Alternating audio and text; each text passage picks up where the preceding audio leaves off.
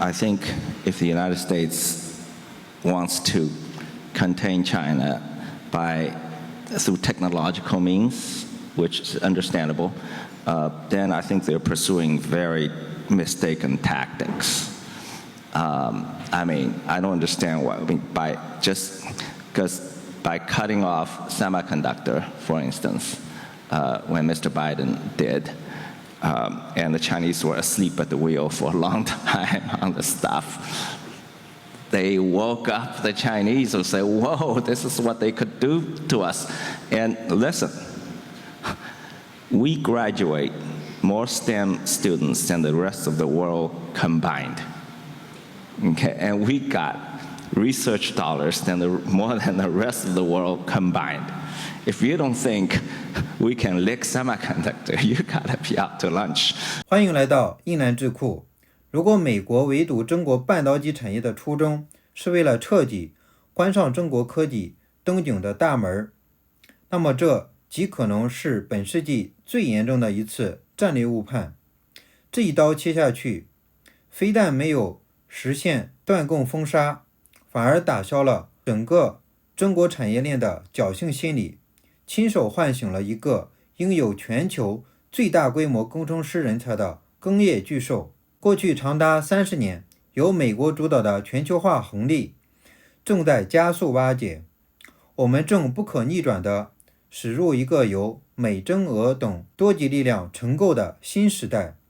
在这场科技长跑中，大国博弈的本质早已不再是单纯的贸易摩擦，而是关乎产业链安全与前沿技术主导的深层角逐。在本期重磅访谈中，现实主义地缘政治大师米尔斯海默与著名学者李世默展开了一场关于大国秩序的本质硬核对决。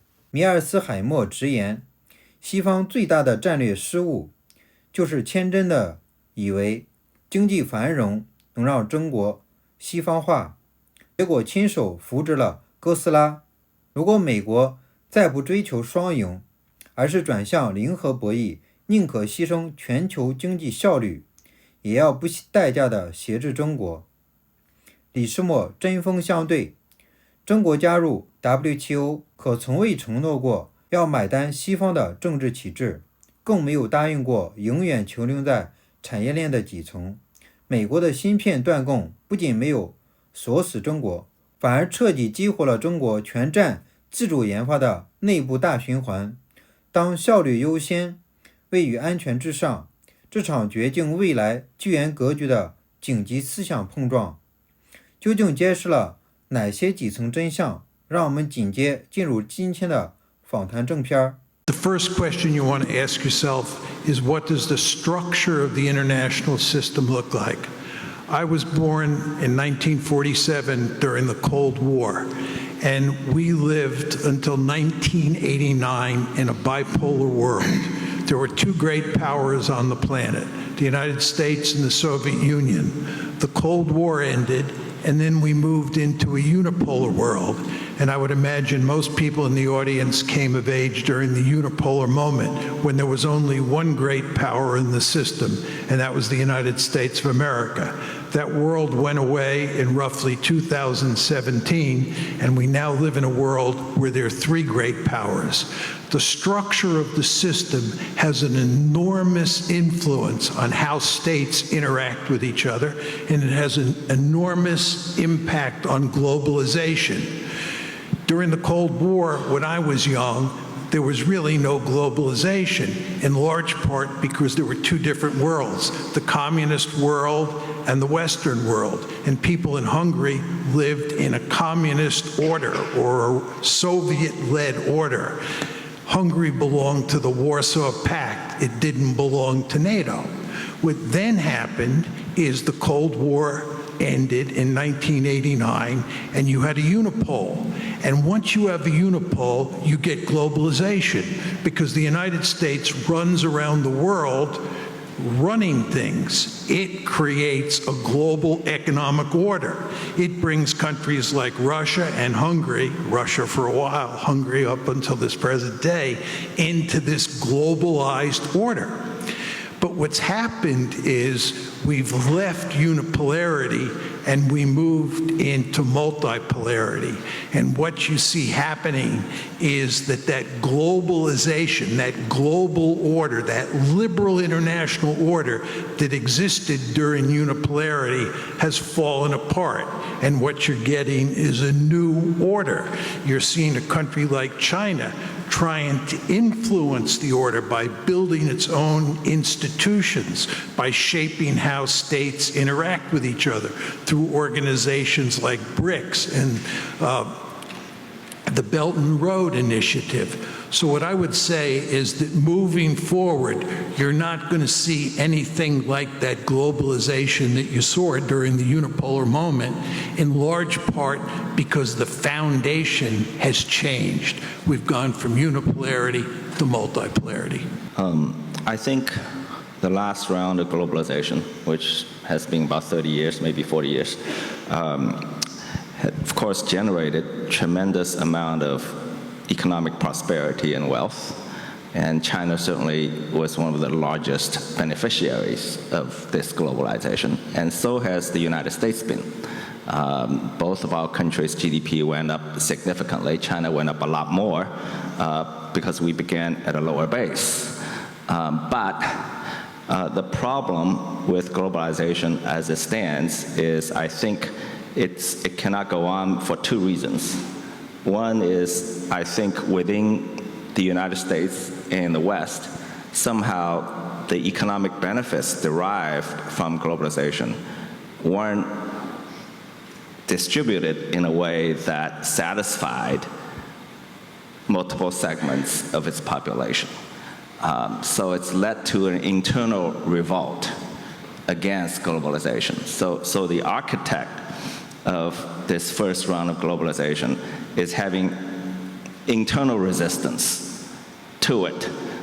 So that's, of course, leading to deglobalization, because the leader of the globalization was saying, we don't want to do this anymore. And the second issue is, of course, the largest developing country that participated in globalization was China. And in the beginning, I think they had designed it in a way that the US and Western countries were at the core of globalization, and there were countries, developing countries, at the periphery. And the division of labor was clear. You know, the US and Western Europe were going to be in charge of R&D and finance and military, and we're going to do cheap labor and sell natural resources if we had them. China didn't have them, but others had them, and provide market. But of course, as China grew, it said, no, we didn't agree to that. We're going to move up the value chain. And unfortunately, the US and certain Western countries, they thought this, perceived that as a threat. So they didn't want to do that anymore. So I think we're in, globalization is in trouble. But let me also comment on the liberal international order. I'm not sure where that came from. Certainly when China signed up to the WTO, it wasn't told it was signing up to the liberal international order. It wasn't such thing. I mean, I think it was made up in retrospect. I mean, I think when President Jiang went to Washington, when China was trying to enter the WTO, President Bill Clinton didn't say, hey, President Jiang, you're signing up to the liberal international order. It didn't happen. So it was never there. So that's my 2 cents. Eric made the point that both China and the United States got much richer during the unipolar moment when we had globalization. And he's, of course, correct. And the United States didn't care about that because the United States thought that once China got really rich and it got embedded in international institutions, it would become a responsible stakeholder, to use Robert Zoellick's term, and then it would become a democracy, and once it was a democracy, we'd all live happily ever after. This would be the end of history. That was the basic idea. But it didn't turn out that way, because once China got really powerful economically, it translated that economic might into military might, and it began to throw its muscle around. And this, of course, scared the living bejesus out of the Americans, and the Americans have moved to counter China. We now care about relative gains. See, Eric was talking about absolute gains where we're both getting rich. And we didn't care about relative gains then. But now that China's a great power, we care about relative gains. So what we want to do is we want to maximize American growth, and we want to minimize Chinese growth. Anything we can do to slow down the Chinese economy and refurbish the American economy, we will do. And you see this reflected in the competition over cutting-edge technologies. We're extremely scared that China is going to beat us in terms of developing cutting-edge technologies. Now, where do tariffs come in? Tariffs are part of the story. What we're trying to do with tariffs is modernize, refurbish the American industrial base, make us much more competitive, and we're trying to weaken China at the same time. Because again, we care about relative power. And all of this is to say that I agree with you, Liz, that we made a fundamental mistake in the 1990s and in the first 20 years of the 21st century in helping China to become Godzilla. It's come back to haunt us, and we're now trying to rectify that. And again, tariffs are part of that story. Let me comment on that.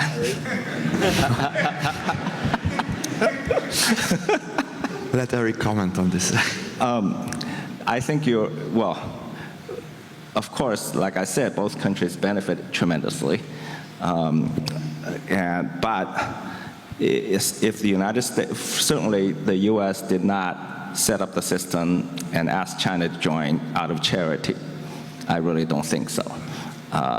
They thought that they would benefit too.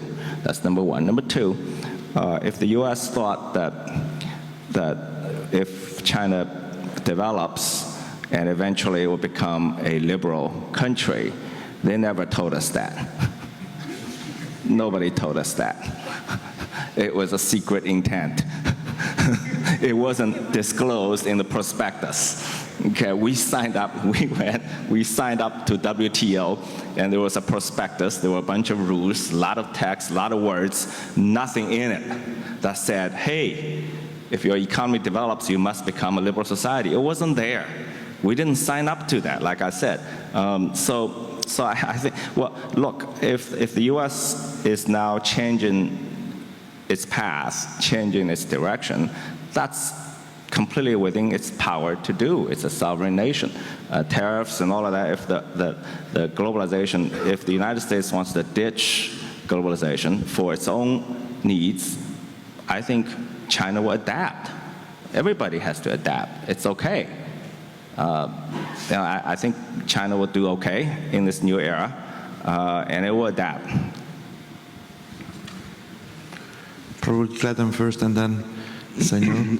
These comments are really, really interesting, and having spent a little bit of time in American academia in political science departments, I can assure you that in political science departments, the only thing that they have been certain about for the last 30 years is that economic liberalization will lead to political liberalization as well. And the only,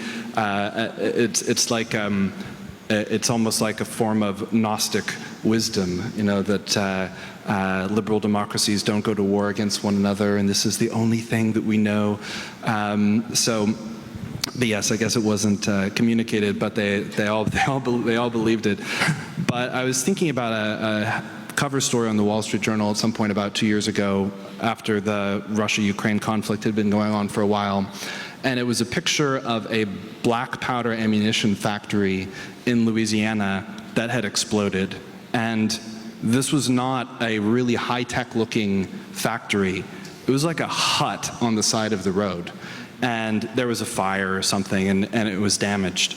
And the point of the story was, this is the only black powder ammunition manufacturing plant in the United States, and it's literally a hut on the side of the road. in Louisiana, and a little bit of black powder ammunition is needed in pretty much every element of ammunition manufacturing. This was the bottleneck. You think of bottlenecks as being there's probably some complicated factory. The bottleneck was this little place in Louisiana, and I think the war, particularly from the side of American supply of material, put this back on the map. The problem is that American political institutions have not been designed, at least in recent years, for launching huge industrial policies or even taking major strategic manufacturing goals into consideration. The Republican Party before Trump was resolutely against anything like that. The financial system, which was the marquee service that the US was offering during the heyday of globalization, was literally designed to empty the United States of those types of factories.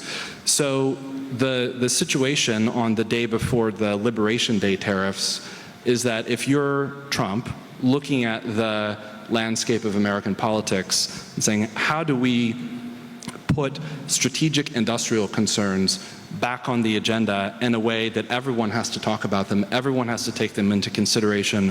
What are my options? Okay, well, the next congressional elections are already in a year and a half, and so nothing is going to happen there. There aren't many options except for using executive authority, which he's done much more in the first few months than he did in his previous term.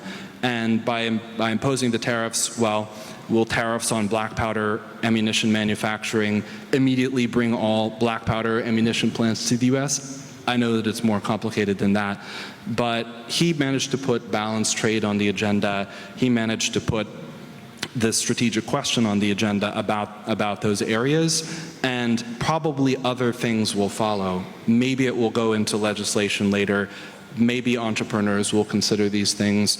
It changed the nature of the global competition. Doesn't change America's industrial power overnight. America won't suddenly be able to compete with China in shipbuilding manufacturing, which is totally dominated by China. But at least they have a shipping revitalization plan, which the previous Trump administration was not so effective in these areas. And it seems like it's coming really from within. A lot of people in the country are recognizing it. The way that the politics is structured is an obstacle, but I think that the tariffs managed to put back on this question of industrial strategy. Sanjeev? As the citizen of a country that is now emerging as a third pole, but still a long way to go. My real interest is not how we got here, but what is going to happen going forward. Because I have to try and maximize the next 25 years of demographic sweet spot in trying to kind of improve the quality of the lives of a very poor country, what is still a very poor country. So my real issue here is the following. What happens from here and what do we do about it?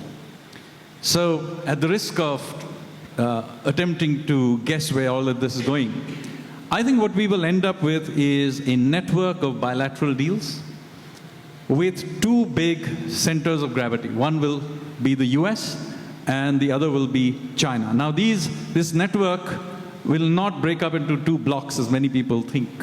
My sense is that there will be enough trade between these two blocks, but there will be these two rival centers of gravity. And while one doesn't have to choose in a clear way as you had to in the Cold War, you will have to kind of side in one way or the other with one or the other center of gravity. Now, as things are emerging, say India is already signed a free trade agreement with Australia, the UK, and is in advanced discussions with the European Union and the US. I can foresee that we will probably end up in that side of the network dominated by the West. That doesn't mean we will not trade with China. We still will trade with China. China is our biggest trading partner on goods, and the US is our biggest trading partner on services. But I can see that that is a world in which we would end up drifting in that direction just because of the logic of how the geopolitics or the way the free trade agreements would work. And incidentally, we have explicitly kept out of RCEP. So at least in the case of India, that is how we think we will navigate this. I think let's continue this because it's a very interesting topic that you started to talk about. The main question that appears to me after this round, who can win this the trade war? What happens with this trade war? Is it going on or it will be balanced out? What are your bets and why? John. Yeah, if I can just say a word picking up on what you said. I think the way to think about the world we're moving into is to separate the economic from the security competition and think about it in the context of the pre-World War I period, not the Cold War.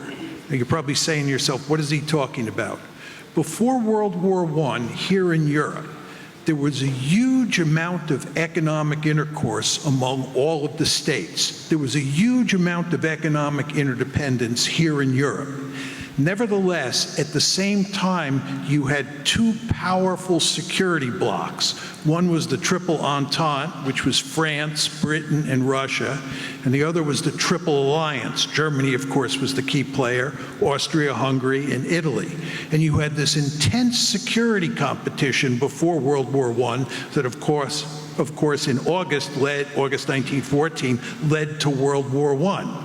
But at the same time you had this intense security competition, you had all this economic interdependence. Fast forward to the Cold War, when I grew up, there was hardly any economic intercourse between the West and the East. So there was security competition, but no economic intercourse.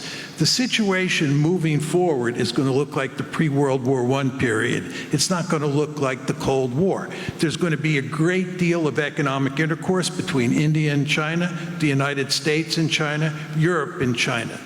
The key issue inside the economic realm will have to do with high-edge or cutting-edge technologies. That's what the United States really cares about in terms of the competition with China. And just to take Europe and how this competition will affect Europe, there's no question, given the economic state of Europe, that European states will have a powerful incentive to want to trade with China. And the United States will tolerate that as long as Europeans don't trade cutting-edge technologies to the Chinese. Because what the Americans are trying to do, as Eric knows very well, is the Americans are trying to throttle, slow down China's development of cutting-edge technologies. And the United States is not going to be happy if Europe trades cutting-edge technologies or technologies that feed into cutting-edge technologies with China. But nevertheless, Europeans, Americans, Indians, we're going to trade with the Chinese. But at the same time, you're going to have a wicked and very dangerous security competition in East Asia for many, many years moving forward. Eric? I think if the United States wants to contain China through technological means, which is understandable, then I think they're pursuing very mistaken tactics. I mean, I don't understand why. I mean, by cutting off semiconductor, for instance, when Mr. Biden did, and the Chinese were asleep at the wheel for a long time on the stuff. They woke up the Chinese and said, whoa, this is what they could do to us. And listen, we graduate more STEM students than the rest of the world combined. Okay, and we got research dollars more than the rest of the world combined. If you don't think we can lick semiconductor, you gotta be out to lunch. I mean, so I just don't think that's the productive way to go about it. And by the way, I totally understand. I think the Chinese understand the U.S. wants to reindustrialize. If I were running the United States, I would want to reindustrialize too. I just wish there could be a friendlier way. 欢迎回到胤蓝智库。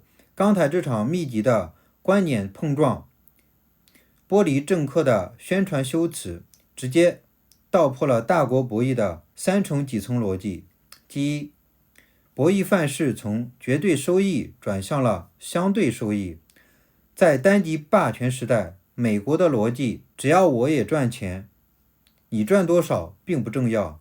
但现在美国的战略核心变了，哪怕伤敌1000自损800，也要强行打压中国的增长速度，维持自身的相对优势。第二，全球格局演变为前一战时代，未来世界既不是温情的全球化，也不是彻底隔绝的传统冷战，而是类似于一战前夕的欧洲，通用贸易依然互通，但在人工智能、半导体等尖端的安全领域，双方筑起了高墙，围绕中美两大权力中心展开残酷的较量。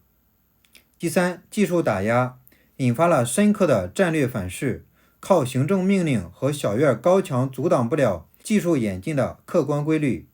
从美国本土因单一工厂事故暴露出供应链的脆弱，到中国在全面围堵下爆发出的国产替代，技术围堵反而重塑了全球产业的版图。全球化并没有消失，它只是换了一种更加残酷、更加考验产业链底蕴的战略竞力的方式重新重组。